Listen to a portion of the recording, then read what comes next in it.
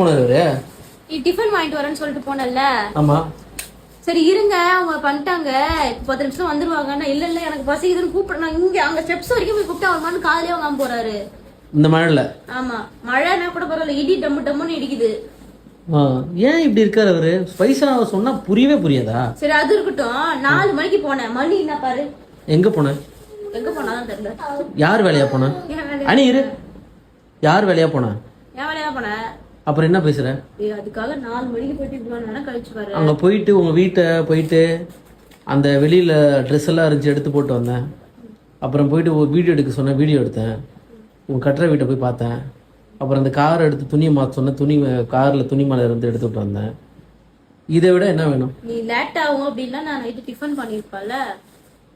ஐஷோ உன் வேலையை தான் போனேன். அப்போ என்ன போய் கேட்டுட்டு இருக்க? அங்கேருந்து வரணும். அப்புறம் வந்துட்டு நான் ஒரு ப்ரொமோஷன் அதுக்காக அங்கே போயிட்டு வந்தேன். இதனால என்ன பிரச்சனை சொல்லு? சும்மா சுத்தினாங்க, வேலையை தானே போனாங்க. என்ன நீ வீட்டில் தான் இருக்கேன், ஒரு நாள் கூட போல, சும்மா 2 hours 3 hours போக கூடாதா? நீ போனது பிரச்சனை இல்ல, காலைல பசங்களுக்கு மண்டே தானே ஸ்கூல் இல்ல. ஏய் உன் வேலையை அப்படியே நான் அனுப்பி விட்டேன். 2 மணி நேரத்துல முடிக்க மேல 8 மணி நேரம் கழிச்சு வராம போட. எது 2 மணி நேரத்துக்கு முடிகிற வேலை? பசிக்குது வா.